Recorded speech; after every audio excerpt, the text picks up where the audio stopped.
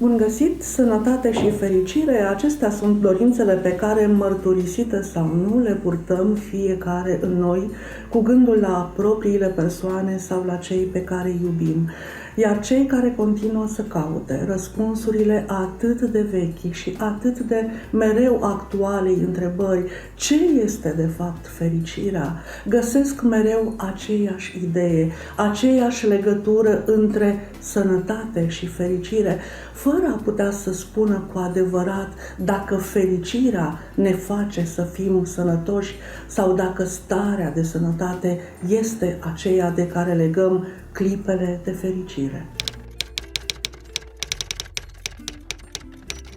De altfel, chiar așa am și început acest dialog în plină pandemie de coronavirus și în ziua celui mai negru bilanț pe care l-a avut Prahova, cu o discuție despre sănătate și fericire, vorbind despre sănătatea aceea pe care o prețuim cu adevărat, mai ales când total neașteptat o pierdem, și despre fericirea care trebuie să rămână. Trebuie să rămână. De fiecare dată o alegere, chiar și atunci în momente de dureroase nefericiri, pentru că viața trebuie trăită și trebuie să meargă mereu înainte cu toate ale sale, cu bune și cu rele, în clipe de suferințe și în clipe de deplină sănătate, în clipe de fericire și în clipe de nefericire. Și tot de aceea, când și când mă întorc la dialoguri despre sănătate și fericire, așa cum am făcut și astăzi, și sunt mai mult decât onorată și mai mult decât recunoscătoare că a acceptat dialogul acesta de la inimă la inimă al podcastului Fericire cu premeditare, doamna dr. Iuliana Filip, medic primar cu specializare în domeniul diabetului zaharat, al nutriției și al bolilor metabolice, cu numeroase certificări științifice, cu lucrări publicate în domeniu, membră a Asociației Europene de Studiu al Diabetului, de numele căruia se leagă la Ploiești Clinica Elite Medical, cea rebranduită de curând sub nume nou, Novus Medical, o clinică care și-a reconfirmat numele nu numai în rețeaua medicală privată, ci mai ales acolo unde sunt cele mai importante recunoașteri, în inimile pacienților care și-au căutat și continuă să-și caute sănătatea și, lângă sănătate, fericirea.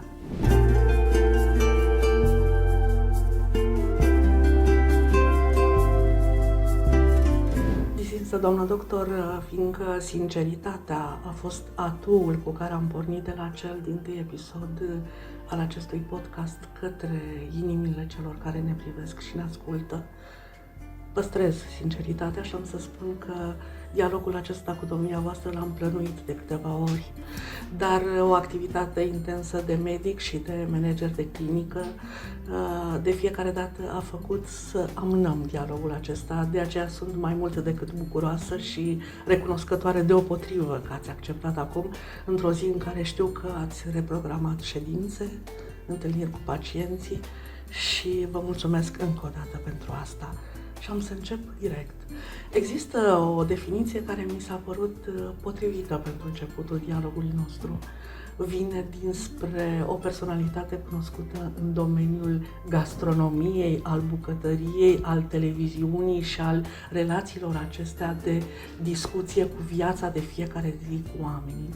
Și spune așa: moderație, mici întâmplări, bucură-te cât de puțin din toate.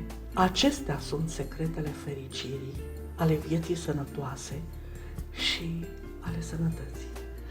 Și m-aș gândi să vă întreb, medicul care sunteți, cu toate atumurile unei profesii deja confirmate și cu atâtea deschideri științifice, ce ar adăuga în definiția aceasta sau ce interpretare ar da definiției acesteia? Bună ziua, mulțumesc de invitație, mă bucur și eu că am reușit să ne întâlnim. Este o definiție destul de cuprinzătoare. Cel mai important ca să facă realizarea acestei definiții ar fi atenția la propria persoană. Să nu lăsăm lucrurile să se întâmple pur și simplu că avem câte un motiv care la momentul acela pare foarte important ca să ne deturneze de la atenția propriei persoane și apoi ne gândim dacă aș fi făcut atunci ar fi fost mai bine. Ideea aceasta să nu lăsăm lucrurile într-o așteptare. Doamna doctor, cu siguranță vă este foarte cunoscut că e mai mult decât o realitate, că astăzi se vorbește mult despre stilul de viață sănătos, că sunt atâtea rețete pe care pe toate canalele de informație le primim, trebuie să facem 10 pași, trebuie să îndeplinim 10 cerințe și la capătul lor, dintr-o dată vom fi alții mai sănătoși și mai fericiți. Ca jurnalist știu că și presa are rolul ei aici și știu că toată multitudinea aceasta de informații venită câteodată, și am să mă opresc doar la această apreciere, de la pretinși deținători de informații, ne obligă pe noi, cei care ascultăm, să filtrăm și mai mult cât de corectă e o informație, cât de justificată este să faci o alegere de viață sănătoasă bazându-te pe lucrurile acestea. Și atunci v-aș întreba, specialistul care sunteți, ce ar spune despre stilul de viață sănătos, încât să ținem minte și să ne fie cumva de folos chiar de mâine, dacă se poate? Cred că avem 3-4 lucruri de bază pe care putem să le facem fiecare, indiferent dacă mergem la consult sau filtrăm o informație primită prin diferite canale. Primul ar fi un program cu niște intervale orare pe care noi să le acordăm alimentației. Al doilea ar fi ce consumăm pe acele intervale orare, asocierile dintre partea alimentară. Al treilea ar fi calitatea somnului, sau mai bine zis, la început, timpul pe care îl acordăm somnului. Și al patrulea, partea de mișcare. Chiar și din pașii pe care putem să-i câștigăm în fiecare zi, în sensul să parcăm la o stradă distanță, să mai tăiem un telefon, să mai mergem într-o plimbare în parc și, bineînțeles, efortul fizic care putem să-l facem organizat. Acestea sunt elemente care se pot realiza de fiecare persoană și indiferent de vârstă, și indiferent de pregătire, și indiferent de informațiile pe care le primim. În general, e bine să luăm cu titlul de inventar multitudinea de informații pe care le avem pe diferite canale, pentru că la ora aceasta e o modă. Fiecare persoană care realizează un proiect personal decide sau consideră că a lui este cel care trebuie urmat de celălalt. Nu e tot timpul egoism aici, e pur și simplu că dorește să difuzeze, uite cum am reușit eu și poate ajută pe cineva, și de aici este un element bun.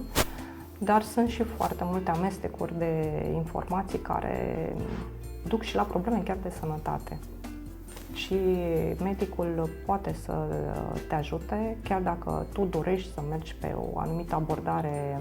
Să discutăm acum de partea alimentară, că aici este cea mai des insistat de către fiecare, să îți spună măcar cam cât să duci acea dietă la extrem sau la ce te poți aștepta să ți se întâmple și în sens negativ, nu doar pozitiv, și ce prevederi să ai, măcar din punct de vedere al analizelor pe care să le verifici.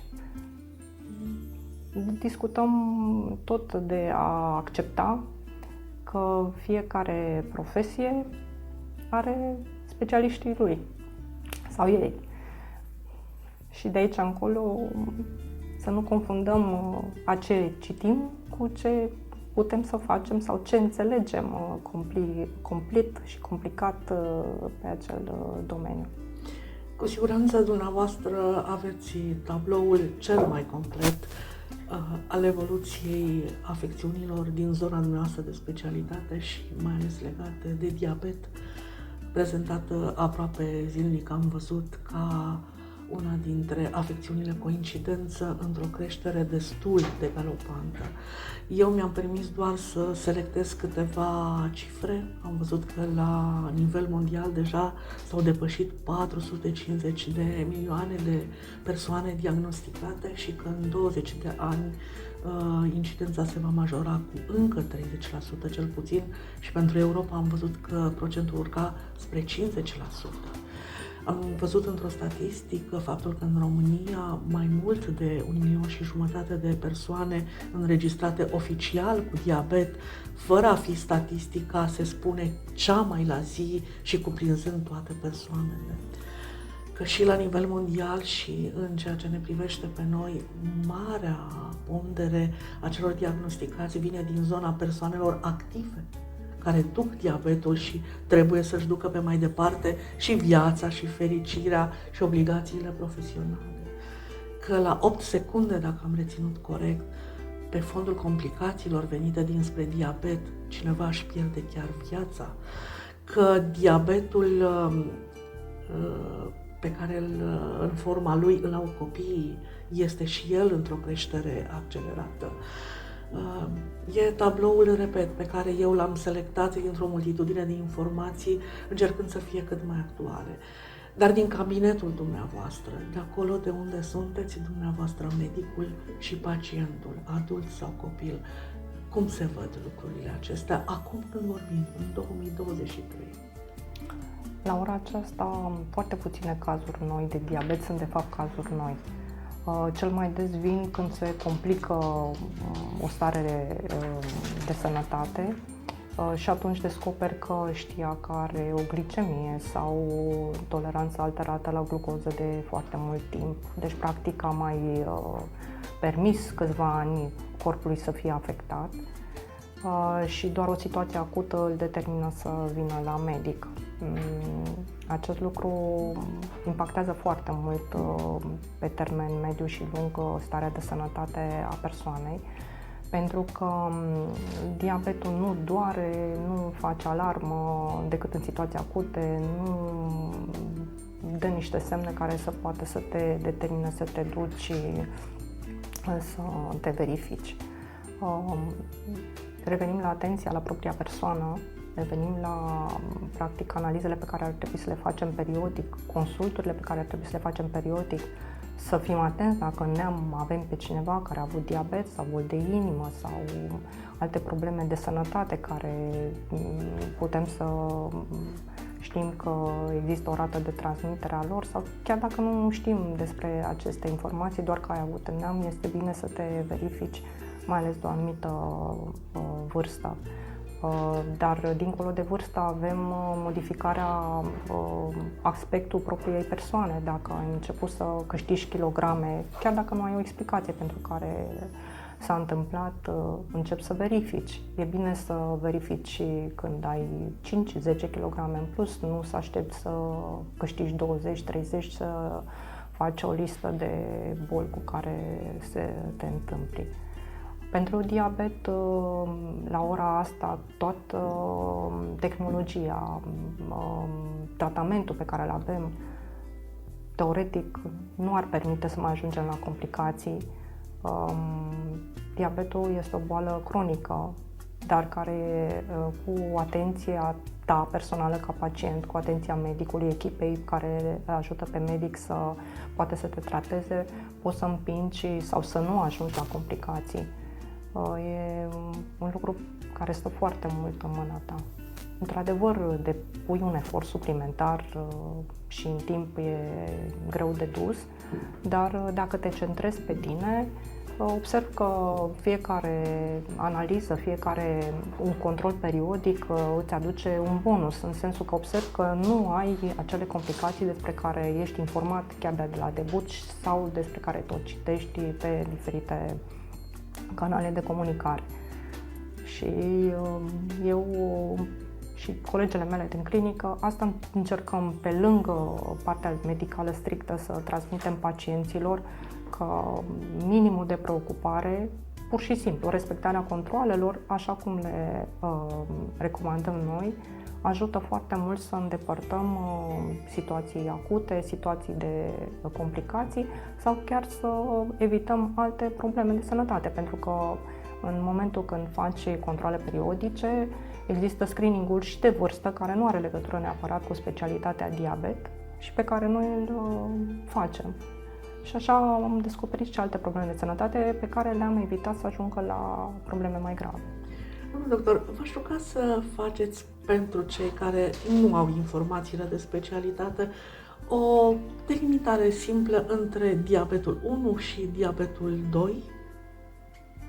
Diabetul 1, la noi în țară, incidență redusă, dar este în creștere și acolo, nu de specific țara de diabetul 1. Diabetul 1 este cu deficit de insulină, ori prin capacitatea de secreție redusă, care apare cel mai frecvent prin infecții virale. Nu se știe încă cauza diabetului de tip 1, cu toate că sunt foarte mulți bani introduși în cercetare, sau prin faptul că după un timp pacientul nu mai are cantitatea de celule care să secrete acea insulină. Deci, practic, este o cantitate de insulină care nu mai este corespunzătoare funcționării corpului din start sau dobândită în prima parte a vieții.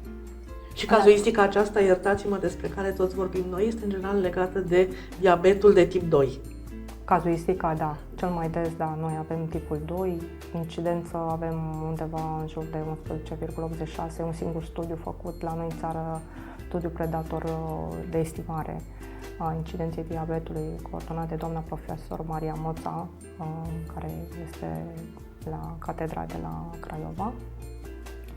Și pentru tipul 2 avem două subramuri, să spunem. Prima în care corpul produce suficientă insulină, dar nu este corect utilizată periferic. A doua, nu mai are suficientă cantitate de insulină produsă, raportat la problemele corpului, cel mai des în asociere cu obezitatea. Acestea sunt, să zicem, două delimitări generale pentru aceste cazuri. Doamna doctor, sunt absolut convinsă că pentru fiecare pacient, într-un fel, cauzele instalării unei asemenea afecțiuni și evoluția ulterioară sunt cumva particulare, legate de fiecare. Dar dacă ar fi să identificați, să spunem, 1, 2, 3 cauze care sunt general valabile pentru această incidență atât de în creștere, ce ați așeza pe primele 3 poziții?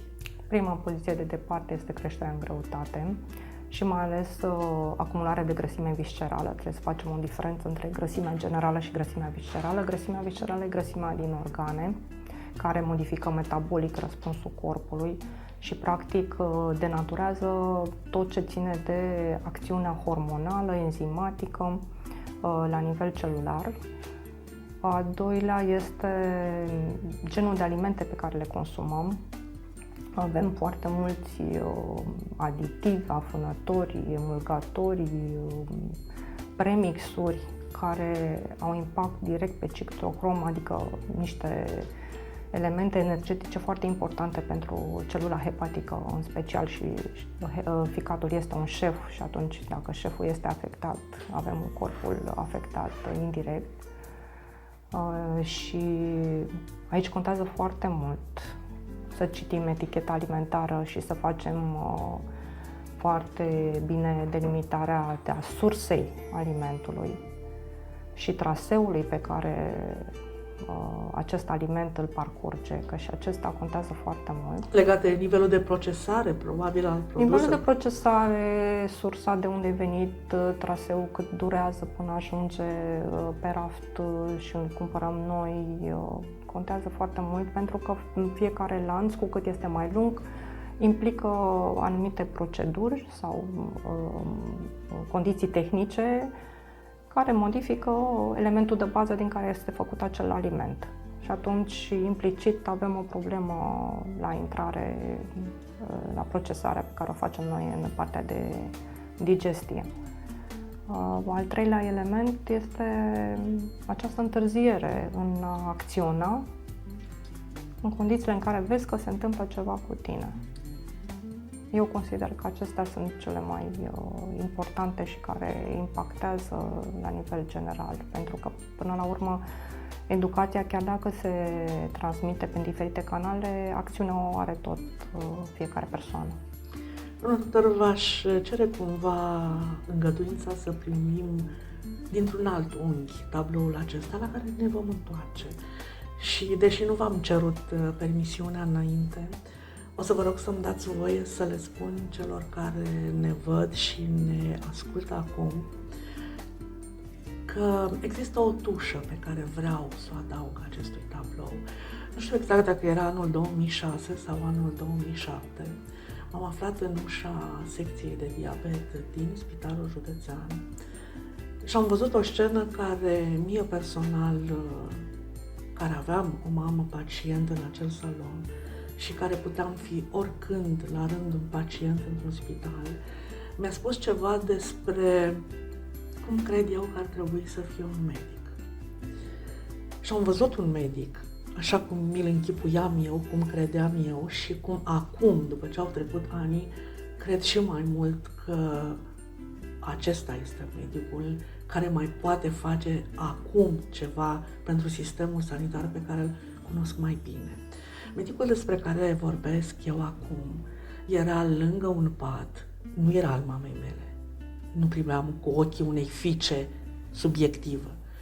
Medicul acela, spun, era lângă patul unei paciente, o doamnă care adunase ceva mai multe doamne în biografie și masa piciorul, un picior umflat și o mângâia pe creștet și spunea într-o secvență în care mi-am dat seama că erau acolo temeri, îngrijorări și lucrurile pe care le trăiește oricine aflat pe un pat de spital. Medicul acela erați dumneavoastră. Și am aflat ulterior de la mama că nu am văzut o scenă unică și nu era doar pacientul acela cel la care aș fi putut să văd această scenă. Și repet încă o dată, pentru mine a spus ceva despre medicul care sunteți, ceva mai târziu v-am cunoscut și despre medicii care cred eu că ar trebui să fie. Și pentru că o să vă grăbiți, poate să mă contraziceți, vreau să mă grăbesc eu să vă întreb când ați ales și cum să faceți medicină și de ce această specialitate? Atunci când m-ați văzut dumneavoastră, era în ianuarie 2006 când am venit în Ploiești la secție. Să aleg medicină, așa a vrut tatăl meu, dar în momentul în care am ajuns am întâlnit foarte multe persoane care au pus amprenta pe formarea mea și ca persoană doresc să, acolo unde lucrez, să se vadă că lucrez. Partea de diabet am ales-o întâmplător. Am venit în practică la Spitalul Județean și era domnișoara Drăgănescu, care nu mai este, șefa de secție la diabet, și doamna asistentă șefă de atunci, Steluța Călinoiu, la fel, o persoană deosebită. Și atunci mi-a plăcut foarte mult și ce se întâmpla și faptul că conta foarte mult doctorul ca să poată să capaciteze pacientul să ajungă a-și controla diabetul. Practic, relația între pacientul cu diabet și medicul de specialitate respectivă e o relație particulară, e mult apropiată. În timp afli foarte mult despre pacient pentru că contează foarte mult suportul familial și ce se întâmplă în familie pentru a preveni complicațiile despre care discutam.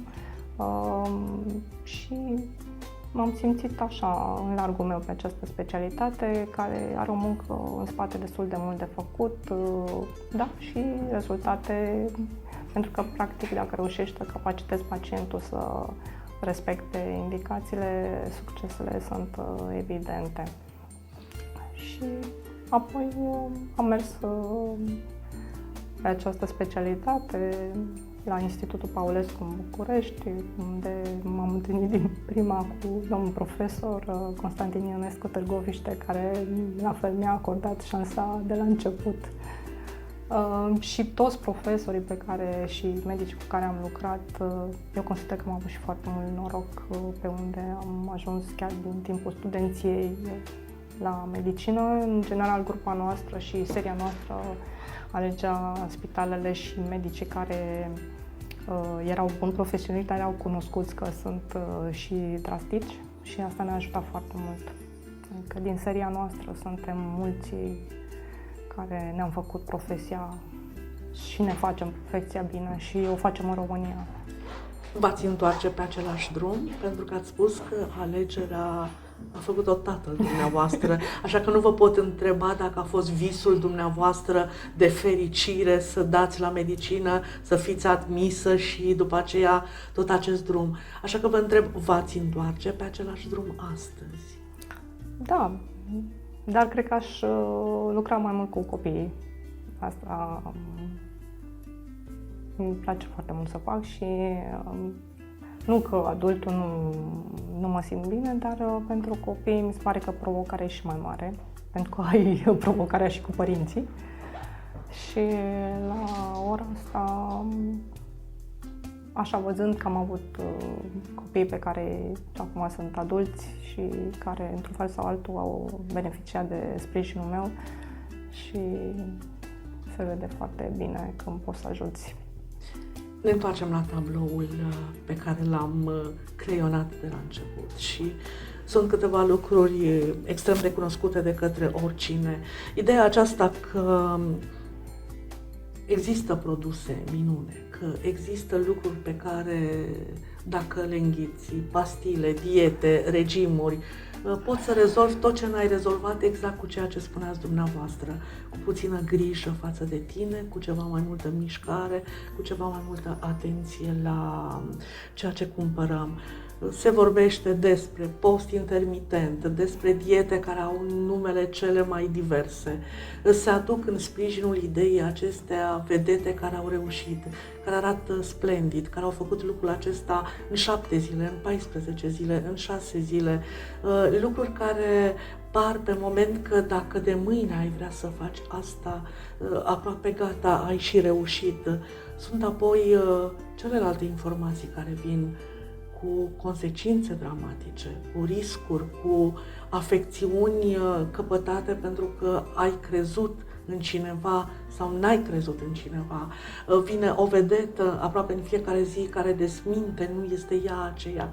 Adică s-a creat în jurul unei probleme reale o întreagă dezvoltare de informații, de fapte, de lucruri și aș vrea să vă întreb până la urmă ce ar trebui să mâncăm, ce ar trebui să facem, când trebuie începută o dietă, cine îți spune care este cea corectă? Cum ne descurcăm în hățișul acesta?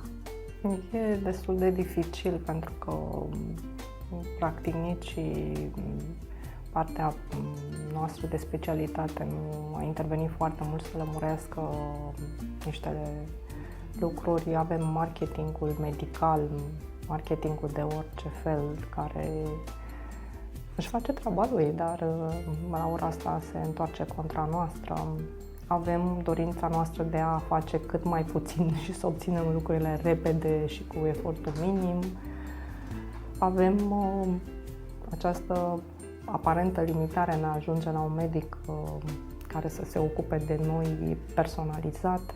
Și atunci, întâi încerci ce a făcut X, Y, ce ai citit și așa mai departe. Adică, într-un fel, există o explicație umană, dar la ora aceasta mi se pare că dorința aceasta sau partea de a fi oarecum încântat că ceva îți rezolvă foarte rapid lucrurile, se pare totuși că a ajuns la un moment cam periculos.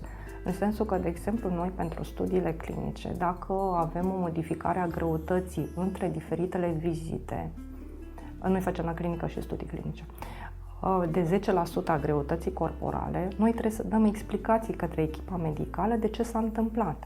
Pentru că studiile de laborator pe animale și așa mai departe, care se fac înaintea studiilor clinice pe oameni, au o previzionare statistică a evoluției care o aștept de la un anumit medicament, de o anumită injecție, o pilulă sau o recomandare. Cum să-ți închipui tu că dacă slăbești un număr de kilograme așa impresionant într-o lună, este bine pentru corpul tău? Măcar această observație, care nu necesită o școală, ar trebui să te pună în alarmă ca să vezi că nu e tocmai bine, pentru că lucrul acela îl vezi foarte aproape de tine sau îl citești, că practic asta e una din modalitățile de a se face marketing, că slăbești foarte mult într-un timp foarte scurt, deci totul e bine, dai bine la costum și să-i rezolva problema. După aceea culegi și problemele de sănătate. Partea cu postul intermitent, care e la o modă foarte mare acum. Dacă pentru recoltarea corectă a analizelor, noi trebuie să avem o pauză de 12 ore. Deci, din start, orice persoană, fără niciun fel de pregătire, trebuie să știe că 12 ore de fel nocturn să nu mănânci. Deci, din start de aici, primești un ajutor important ca informație și pentru sănătatea ta. Dacă nu ești genul care mănâncă nocturn sau ții cont de aceste 12 ore, postul intermitent nu are niciun fel de ajutor, că practic nu rezolvă problema persoanei care mănâncă noaptea, că tu nu ești acea persoană. Și aici ar trebui să vezi, tot așa, să te uiți la tine, să vezi, te priezi pe genul acela. Orice tabletă sau injecție care la ora asta, din cauza marketingului, ne-a făcut probleme pentru a asigura tratamentul pacientului cu diabet, are niște condiții de prescriere sau ea a fost studiată pe anumite grupe de pacienți foarte bine delimitate și această monitorizare pe care noi o avem în studii este extrem de bine făcută în sensul de analize, greutate, analiză statistică și atunci grupa de pacienți e bine definită. Bun, tu îți dorești să ți se întâmplă și ție ce s-a întâmplat grupei de pacienți la care a fost studiat acel medicament sau acea injecție. Nu vreau să dau nume, dar se știe deja în piață de când am spus aceste două formulari. Da? Nu iei și tu doar pentru că ai văzut că nu știu cine. Pentru că sunt efecte adverse care se pot întâmpla sau poți să ți le aduci singura sau singur în viața ta. Aceste lucruri, din punctul meu de vedere, nu necesită o pregătire medicală. Sunt niște observații pe care ar fi bine să spui un stop, să te întrebi și apoi să vezi, mergi sau nu pe o cale cu consiliere medicală sau pe cale prin a urma ce dietă cred eu că mi se corespunde. Nu cred că doar faptul că nu ai avut acces la medic, da, trebuie să te facă să te duci spre prima informație fără să te uiți un pic la tine. Îmi permit eu să concluzionez și vă rog să mă contrazicem.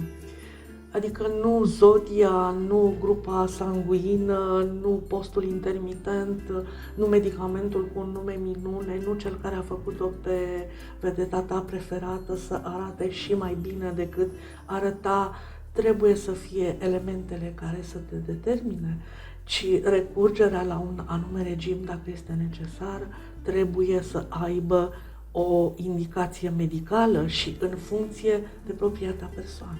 Este foarte important pentru că tu poți să fii într-o stare aparentă de sănătate. Ok, atunci ai anumite recomandări, poți să ai niște boli ascunse pe care le detectezi la un set de analize obișnuit, poți să ai niște comorbidități, adică alte boli și atunci este o altă recomandare. Poți să fii o persoană cu boală cronică care recomandările alimentare trebuie să facă și prevenție secundară pentru ca să nu accelereze fenomene de scleroză care la ora asta, ateros și arterioscleroză, sunt în top. Sunt multe elemente care definesc persoana și atunci nu poți să te înscrii decât în grupa ta, dar și acolo ești o persoană, un individ, fiecare este cu a lui. Recomandare. N-aș putea să nu vă întreb lucrul acesta. spuneați chiar dumneavoastră, obezitatea, inclusiv la nivelul infantil, este în creștere. Și ce părinte și ce bunic, cum sunt și eu, nu-i dă copilului o tabletă de ciocolată, o prăjitură făcută de bunica în casă sau cumpărată de la cofetărie, mai ales dacă a fost cu minte și a luat o notă bună la școală.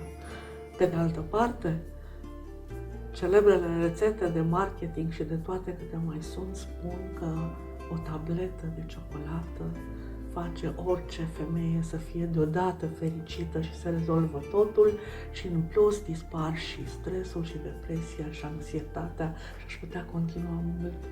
Și aș vrea să vă întreb și aici, mitul tabletei de ciocolată și al dulcelui și al faptului că ne întoarcem la povestea aceea, ce bine a spus fiica cea mică, iubitoare de tată, spunându-i regelui că sarea în bucate ar fi mai potrivită decât mierea și zahărul dăruite de fiicele preferate ale regelui. Aici cum stăm? Endorfinele sunt foarte importante pentru corp.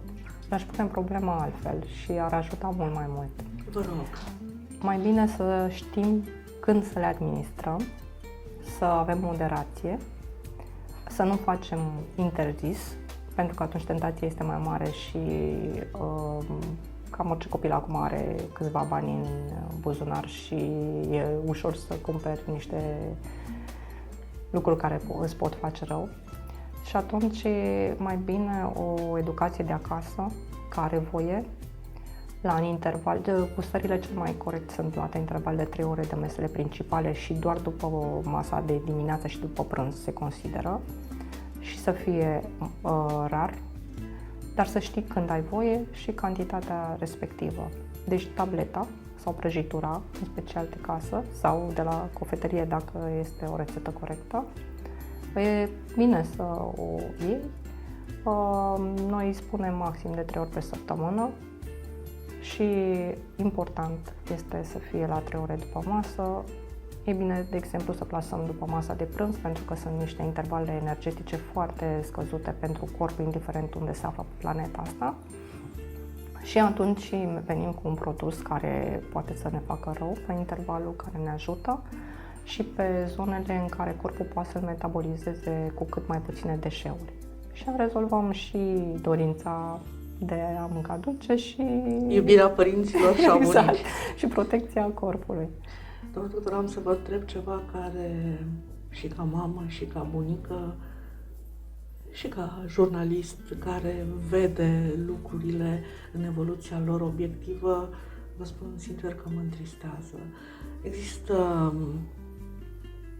tristețea, ca să nu spun mai mult, dar știu tinere fete diagnosticate apoi cu depresii pe fondul acesta, care atunci când deschid telefonul dimineața și intră pe oricare rețea de socializare, văd pozele perfecte, chiar dacă ele sunt retușate, ale fetelor pe care le cunosc sau ale celor pe care nu le cunosc. Și uitându-se în oglindă, văd că ele nu le seamănă, că au niște kilograme în plus, că au câteva lucruri și e o dramă a fetițelor, e o dramă a părinților și aș vrea să vă întreb într-o asemenea situație ce ați recomanda, cum ar fi de făcut, cum poate fi depășită o asemenea situație, pentru că, așa cum cu echilibru ați spus, nu interzici, dar găsești ceva corect care să diminueze răul și care să facă lucrurile să fie ca în viață, undeva la mijloc, mai bine, într-o asemenea situație absolut reală, cum ar fi de procedat? Aici, de obicei, este și o problemă emoțională și atunci ajutorul familiei și a psihologului. Această echipă e importantă, să susțină copilul, pentru că foarte greu în mediul școlar și în mediul de online este să accepte diversitatea, cu toate că se face foarte mult tam-tam pe acest subiect. și în momentul în care se observă, asta înseamnă ca familia să fie foarte unită și atentă unul cu celălalt, o problemă, ori un consum alimentar excesiv, ori mâncat și pe urmă slăbit, ceea ce poate să ascundă în spate, în afară de boli și alte tulburări psihiatrice, ori modificări ale performanțelor școlare, anumite modificare de comportament.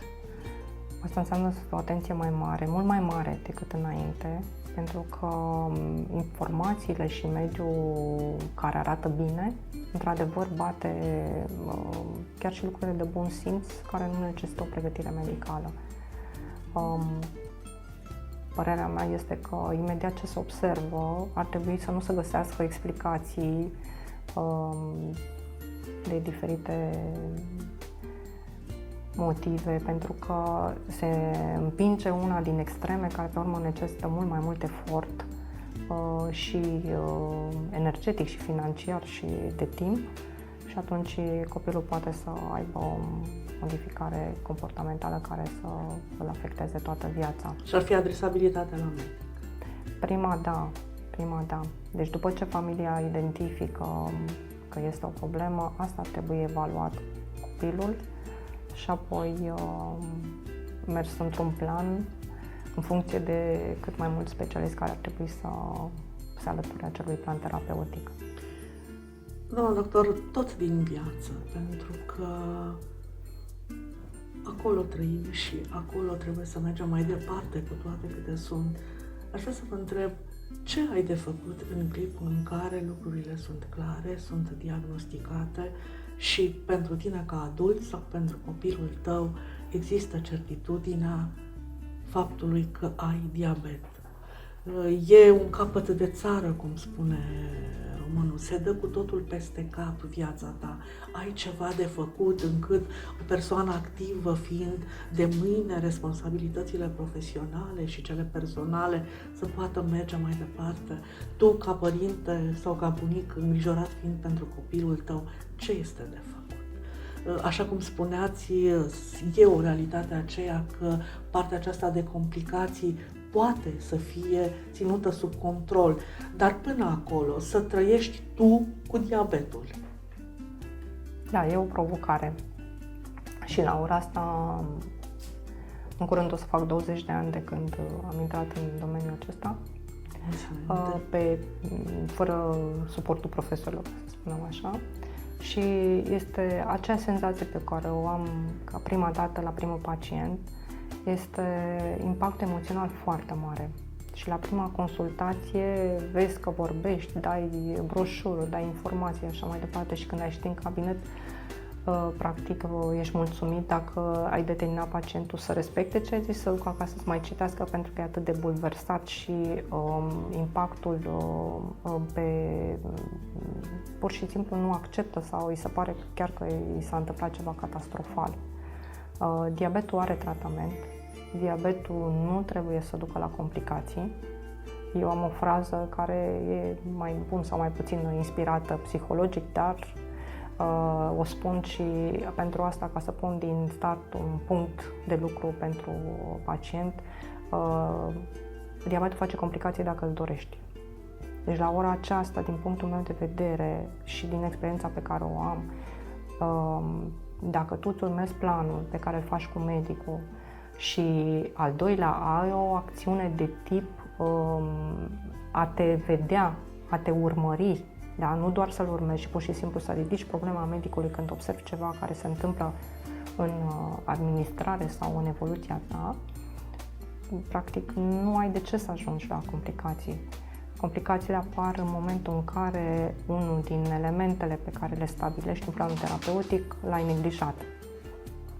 Și este o boală cronică, este o boală care trebuie adaptare permanentă, este o boală unde apar molecule noi și medicul trebuie chiar că trebuie să aducă către pacient terapiile inovatoare. La ora aceasta în România avem același tratament care este oriunde în altă țară. Selecția pacientului se face după niște criterii care sunt internaționale, deci protocoalele din România sunt echilibrate. Există medici specialiști. Într-adevăr, pe diabet există mai mulți decât pe alte specialități în diferite orașe și orașe mai mici, mai mari, județe. Deci nu văd de ce să ajungem la complicații. Și este un program național de sănătate specific care asigură tratamentul gratuit, din câte știu. Da.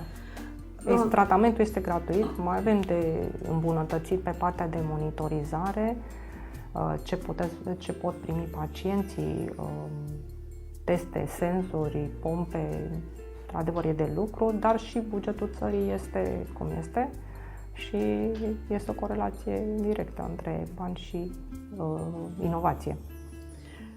Doamna doctoră, ați spus două lucruri.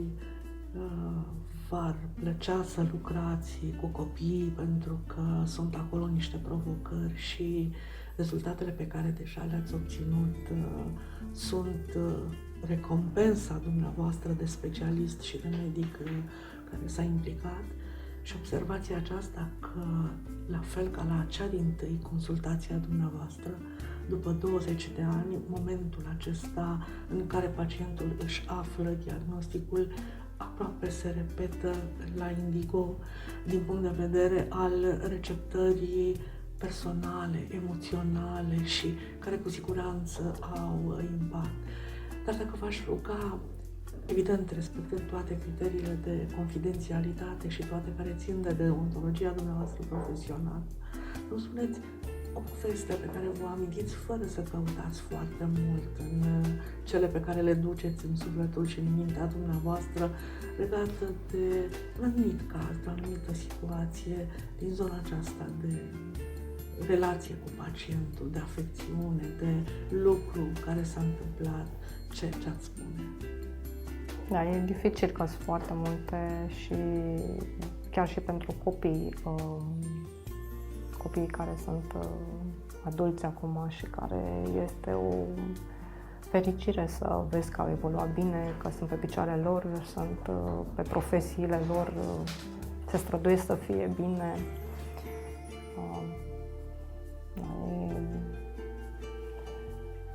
Cel mai greu cu ei este în perioada de adolescență. Cel mai greu este pentru că atunci scapă de sub controlul părinților, care de obicei este destul de accentuat față de alți copii, pentru că este justificat. Sunt niște provocări pentru părinții copiilor cu diabet mult mai mari decât pentru părinții care au copii sănătoși. Și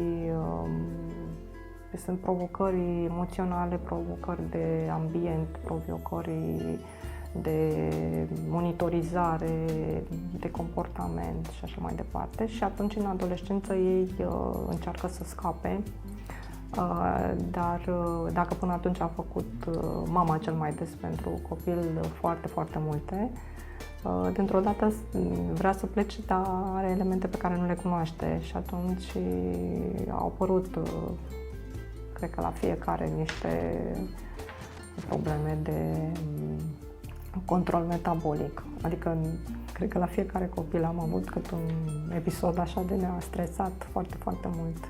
E și vârsta cunoscută pentru răzvrătirea, cumva. Da, doar că acolo unde insulina este esențială ca să funcționezi, dacă nu îți faci sau dacă îți creezi condiții în care ea nu-ți mai ajunge, acidoza, adică e complicația acută care se întâmplă, una din complicațiile acute care se întâmplă în deficitul de insulină la tipul 1, poate să fie amenințătoare de viață și au fost niște episoade foarte grele și pentru mine și pentru familie. Provocare și pentru noastră ca medic. Da, pentru că practic tu faci parte din familie și încerci să rămâi departe emoțional ca să poți să ajuți într-o situație acută și e o provocare și de timp și de reacție și de a-ți stăpâni emoțiile ca să poți să ajungi la copilul care este în răzvrătire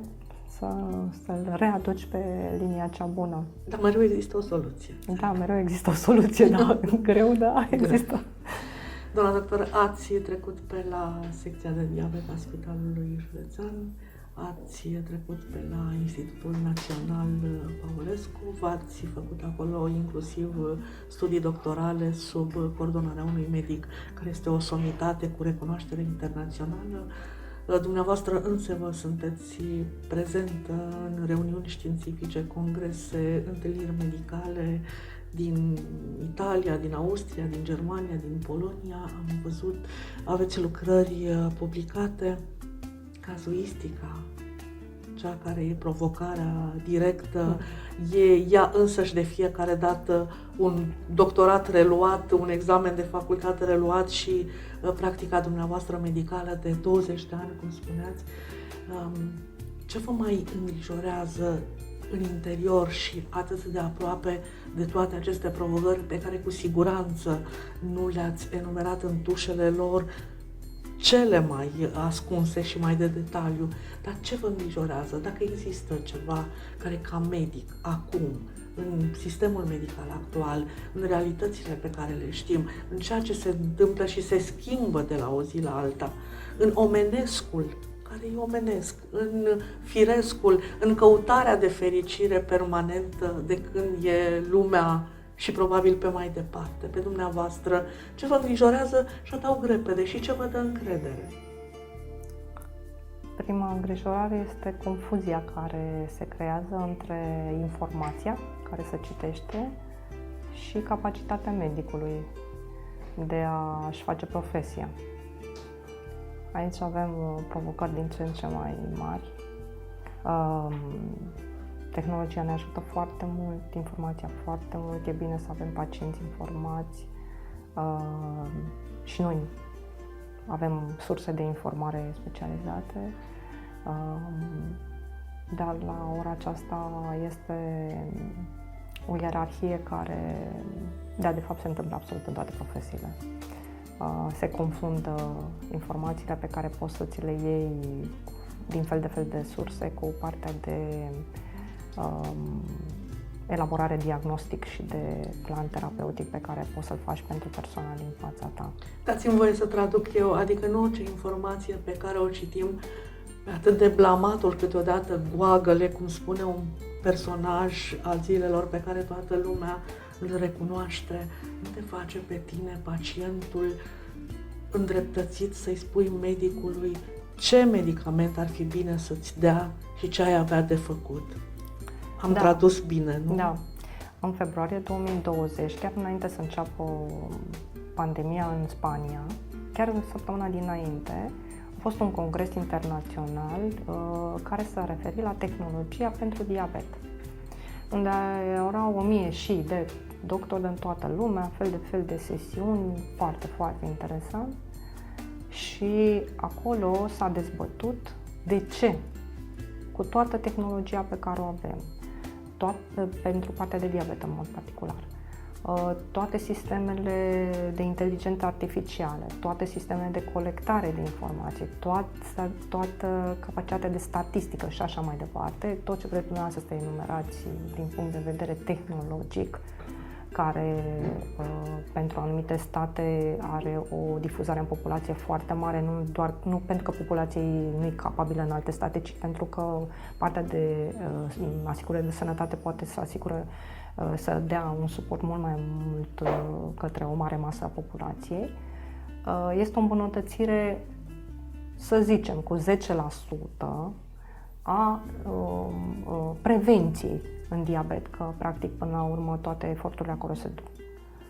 Și concluzia diferitelor grupe de discuție a fost că implicarea omului pentru el însuși este scăzută și asta tehnologia nu ajută.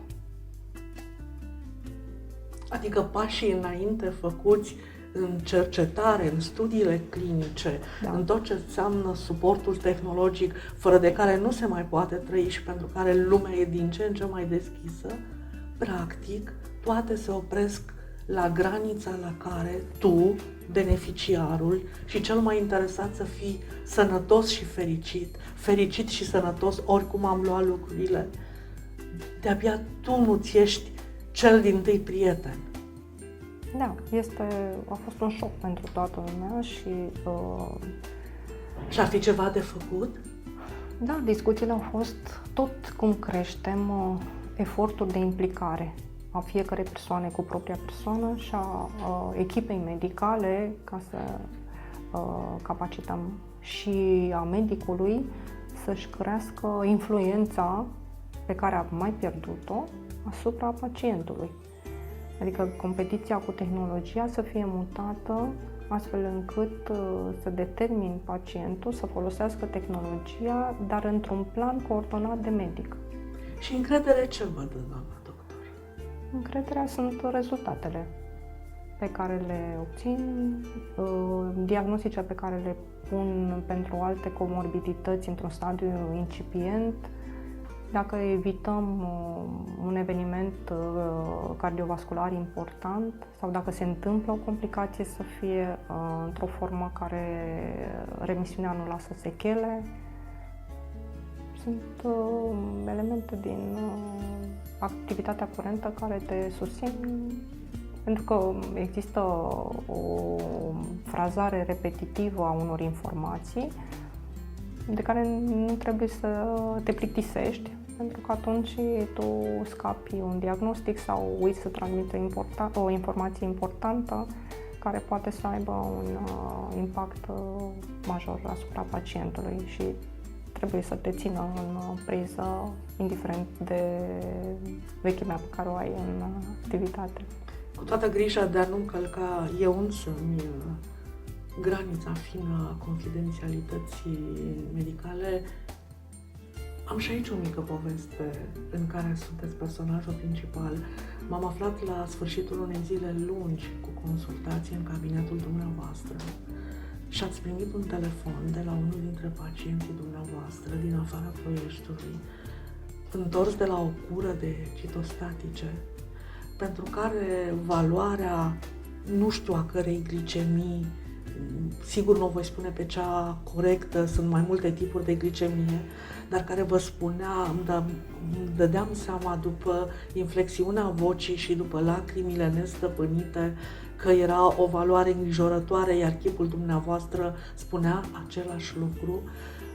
Întoarsă de la București cu trenul, după ore de așteptare, după tot ce înseamnă tratamentul în sine, cerându-vă ajutorul pentru că valoarea aceea urcase și știa că este o valoare foarte mare și știu că în minutele acelea câte vor fi fost, că nu m-am uitat la ceas, știu că ați găsit soluția și ați închis telefonul spunând cu calm ce are de făcut și mi-am dat seama după vorba devenită mai duioasă a pacientei și după lacrimile pe care nu le-am auzit, că ați reușit.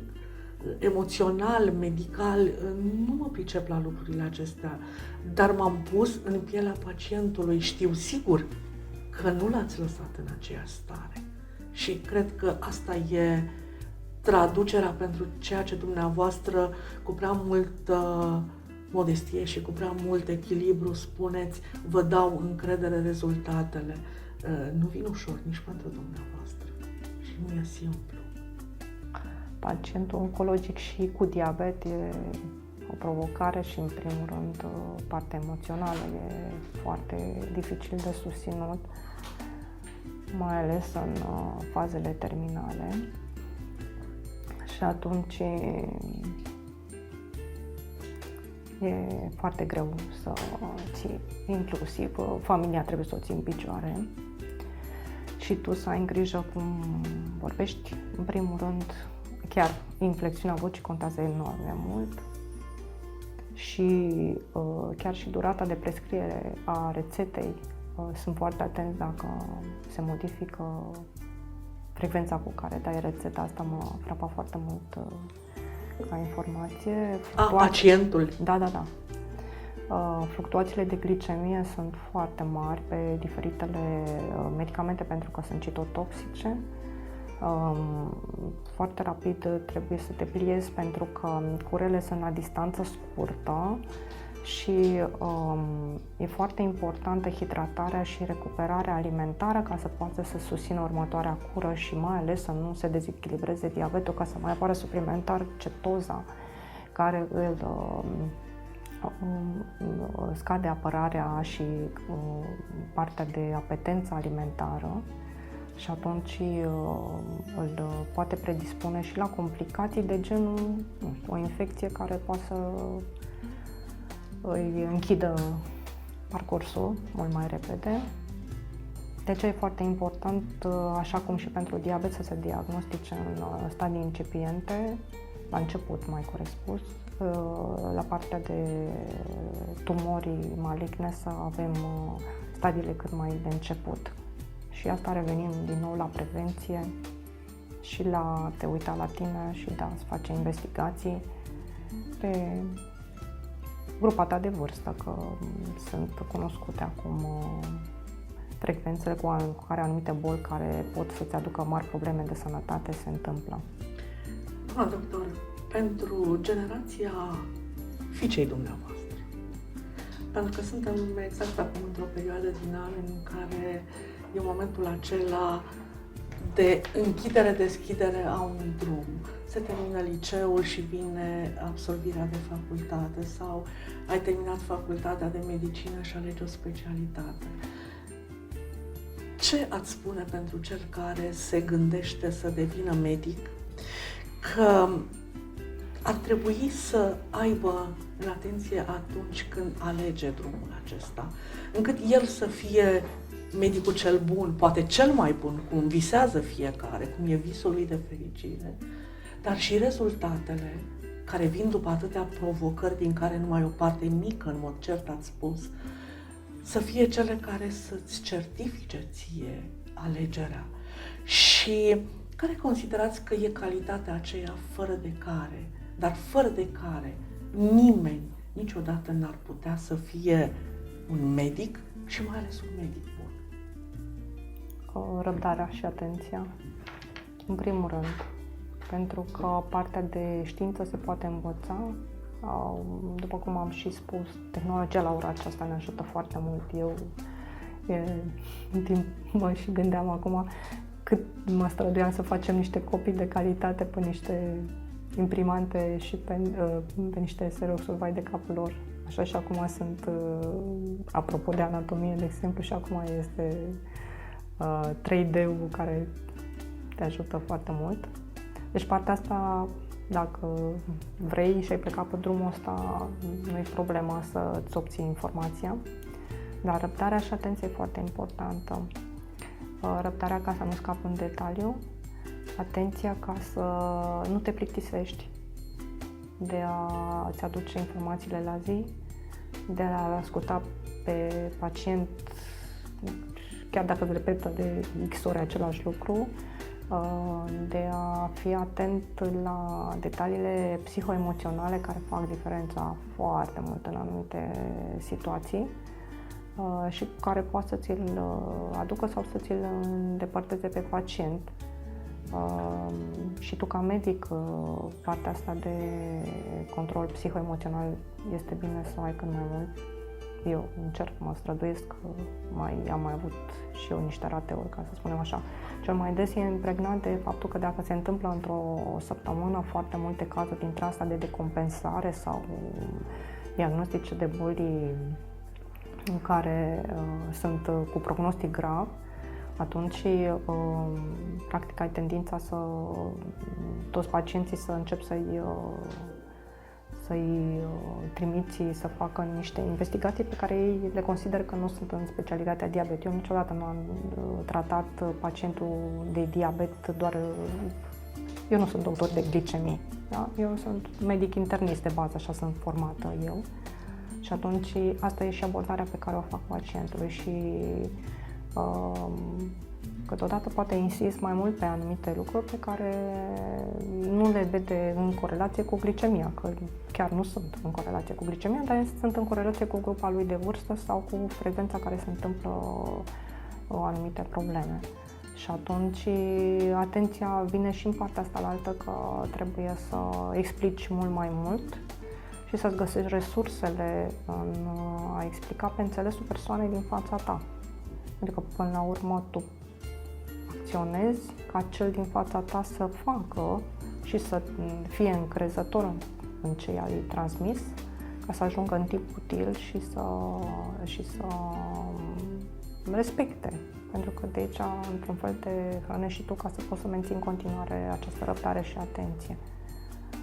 Și dacă ar fi să păstrați liantul acela care, știți, vine din ideea că putem face mereu pași înainte, dar trebuie să privim puțin și în urmă, fără a rămâne acolo, ancorați, și să prețuim ziua de astăzi, niciuna dintre acestea neîntorcându-se. Care ar fi liantul între elit medical și novus medical? Pentru că sunt convinsă o vreme vor conviețui și apoi una pe cealaltă se vor susține când se va scrie istoria sistemului privat de sănătate din Prahova. Elit își va păstra locul său de întâietate, sunt absolut convinsă, iar novus medical va continua istoria, povestea și toate lucrurile acestea ce le leagă în continuare. Misiunea noastră este o activitate care este centrată pe nevoile pacienților și să aducem lângă noi tehnologia ca să facem această legătură cât mai ușoară și mai de folos pacienților și medicilor și personalului care le servesc. Pentru că alături de noi avem asistente, infirmiere, personal de secretariat, personal administrativ, care toate aceste persoane lucrează pentru ca să fie pacientul cât mai bine informat, cât mai bine în mediul în care ajunge și cât mai aproape să-și rezolve nevoia pe care o are. La capătul unei zile, ce vă face fericită ca medic și ce vă face fericită ca om? Ca medic, ce rezultate am avut în ziua respectivă? Pentru mine contează orice, chiar și dacă pacientul are de făcut mai multe analize și cele recomandate au găsit o problemă, înseamnă că am depistat mai repede ceva care nu era legătură cu glicemia.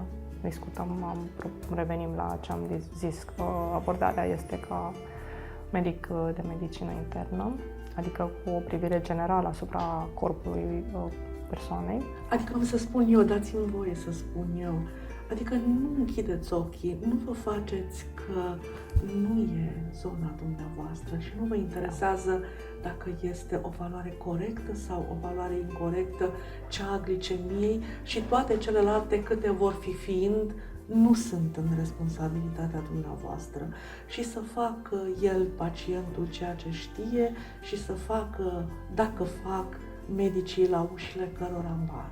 Adică ideea este că omului din fața dumneavoastră încercați să-i găsiți suferințele care, în completarea doctorului de diabet care sunteți și ar fi tentat cineva să vă spună și doctorului de glicemii, să-i fiți doctorul care îl ajută măcar cu o zi mai devreme să-i fie un pic mai bine.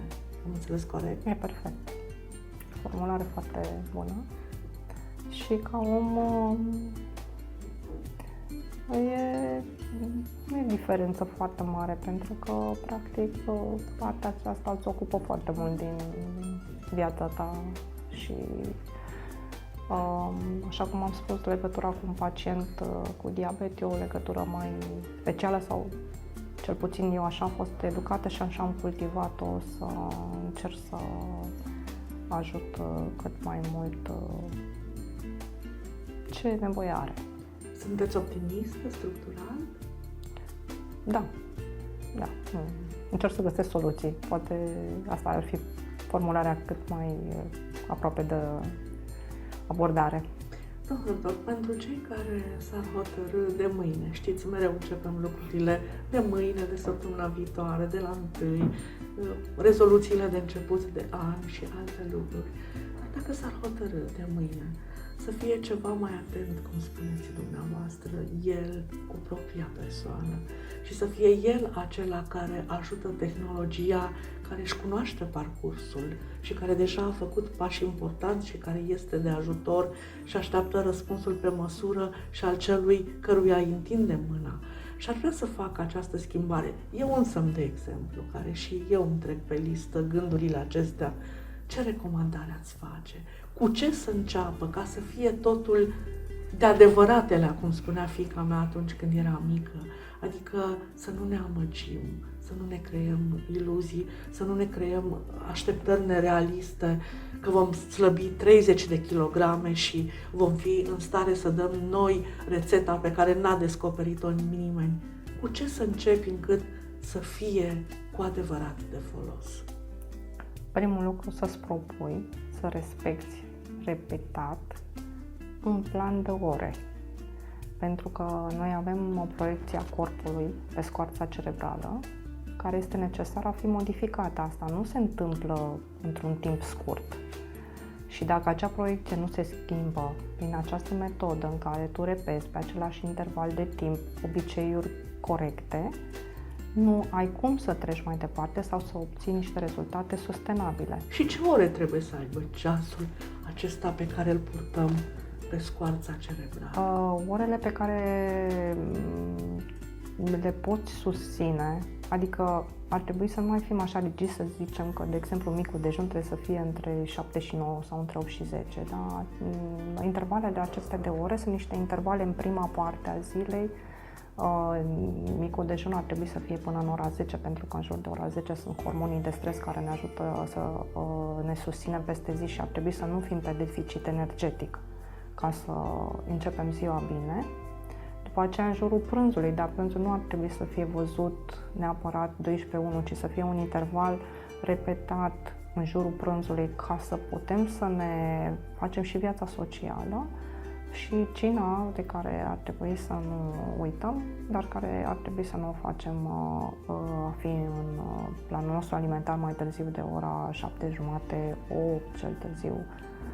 Și după aceea, teoretic, să închidem cantina, bucătăria sau accesul la orice parte alimentară. Adică ideea aceea, iertați-mi impolitețea de a vă fi întrerupt, adică ideea aceea că 18 trebuie să fie bătut în cuie și literă de Evanghelie, nu este chiar așa cum se spune, ci așa cum spuneți dumneavoastră, sunt niște intervale pe care să le respectăm repetitiv, păstrându-ne și ritmul vieții de a fi oameni activi în societate cu ceea ce avem de făcut. Adică până la 10, spuneți, să mâncăm micul dejun, undeva în jurul prânzului păstrat acel interval și să închidem cantina, spuneți, la 20-30. 20. 19:30, 20. 19:30 e 20. Da, pentru că înainte, nu că nu este bine să mănânci în jur de ora 18, dar omul modern are cu totul și cu totul alt program și s-a observat statistic că și acest interval, dacă se duce până la acea oră, este un interval care se tolerează astfel încât să nu impacteze pe partea metabolică așa mult. Și pentru că calitatea vieții, da? Și partea asta de a te simți bine fără a-ți apărea o listă de restricții face parte din a susține modificările de plan alimentar. Pentru că ați spus restricții, doamnă doctor, este soluția cea corectă, aceasta acreditată, că e infailibilă foamea dacă rabzi o zi, 2, 3, 7, 10, 15? Înfometarea e soluția? Pentru situații extreme, că de aceea cei care fac greva foamei nu leșină de la început sau nici să perturbă viața foarte mult. Dar eu nu sunt adepta că o bruscare a corpului ajută la ceva. Din punct de vedere biochimic, eu cred că trebuie să fim mai atenți și ca medici, că pacienții nu au de unde să cunoască lucrurile astea. asupra unor circuite metabolice care sunt studiate, care se știu, care nu s-au modificat, ci abordarea pe planurile terapeutice s-a modificat, ținem cont de acele circuite, să nu le perturbăm, pentru că altfel putem să facem mai mult rău decât bine. Și ele sunt lucruri care se întâmplă la nivel celular și celula, la un moment dat, ne întoarce reversul dacă nu îi facem atenția cuvenită. Adică, până la urmă, definiția aceea de la care am început, moderație, poate într-un fel să fie Ajută mult. o unitate de măsură, să ne fie de folos. Doamna doctor, dumneavoastră, cum ar așeza sănătatea ne face fericiți sau fericirea este cea care ne ajută să rămânem sănătoși? Ambele. Pot să aibă și locul 1 și locul 2. Nu cred că se poate una fără cealaltă. Chiar dacă cred că mai mult sănătatea ar fi pe primul loc, pentru că se vede foarte clar că sunt anumite boli care, indiferent de câștigurile tehnologice și de banii pe care îi are cineva, nu poate să aibă control asupra lor. Profitând că portăm dialogul nostru în clinică, am să vă rog doar simbolic să faceți gestul de a dezbrăca halatul de medic.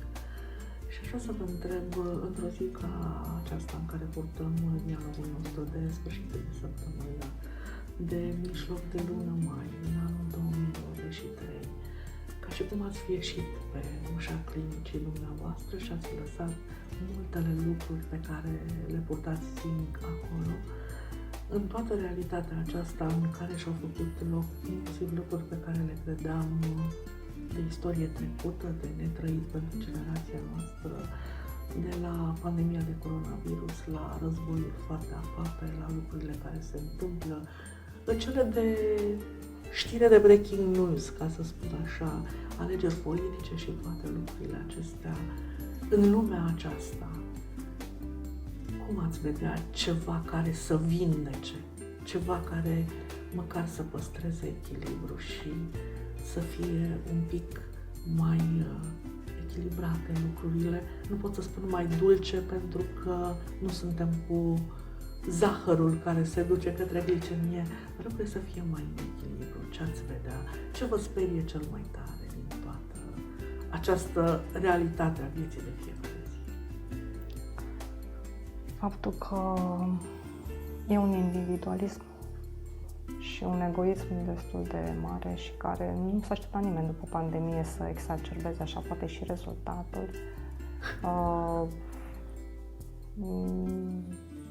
E foarte greu echipa care se tot difuzează ca și mecanism de a rezolva o problemă, să o ții împreună, să o motivezi. Nu contează ce fel de componență are echipa și eforturile sunt mari și atunci în acea echipă este necesar să fie unul care să dea de la el mai mult și care să nu-și dorească neapărat să primească mai mult. Să dea mai mult și să nu-și dorească să primească mai mult. E greu. Foarte greu, dar nu e imposibil. Poate. Da. Dar nu e imposibil. Și dacă v-ar sta dumneavoastră în putință să prescrieți o rețetă și să o parafați, ca lucrurile astea să fie, poate tot de mâine, ca să nu ducem orizontul temporal foarte departe, ce-ați prescrie pentru individualismul și egoismul exacerbate, spuneți, după o perioadă în care nici nu ne dădusem seama cât de fericiți fusesem înainte și promiteam pentru noi și pentru ceilalți că vom regăsi modalitatea comună de a fi mai fericiți împreună după ce ne-am simțit atât de însingurați. Pare că nu ne-am ținut de cuvânt. Deci ce-ați prescrie? E o tabletă minune sau depinde din nou de fiecare? Să privești din nou atent la tine și un pic mai atent în jur? Prima ar fi o întrebare. Cum te-ai simți dacă ai fi în locul persoanei sau în situația aceea să te uiți un pic tot la tine, atenția tot pe tine, transpozându-te în acea situație. Și atunci să te analizezi emoțional ca să-ți găsești resursa internă să poți să faci o acțiune care să ajute sau să rezolve situația. Foarte interesant. Și gazetarul din mine, care vă mulțumește încă o dată pentru acest dialog, găsește un motiv de mică fericire personală și profesională în asta, că întrebarea pe care o puneți dumneavoastră așteaptă un răspuns, asta ține de viitor și putem lăsa dialogul nostru deschis și aș putea spera că altădată, chiar și după câteva amânări, cât au fost acum sau mai multe, am putea relua dialogul acesta în care, păstrându-mi toate lucrurile în care cred, că niciodată în dialogurile acestea nu ne-am propus să dăm lecții, că niciodată în dialogurile acestea nu facem altceva decât să lăsăm fereastra deschisă spre a găsi fiecare dintre cei care ne văd și ne ascultă propria cale de a privi spre propria persoană, să revenim la un asemenea dialog. Aș putea crede că vom completa împreună un asemenea răspuns în viitor? Da, sperăm. Vă mulțumesc. Atunci vă doresc să fie echipa aceea de care spuneați, în care lucrurile, oricât de imposibile ar părea, să fie mereu o soluție de găsit și Novus Medical să meargă pe drumul deschis de tehnologie, însoțit mereu de tot mai mulți oameni care înțeleg să dea răspunsul pentru propria sănătate și pentru propria fericire pe care, prin definiție și prin misiunea asumată, ați ales să le dați celor de care au nevoie.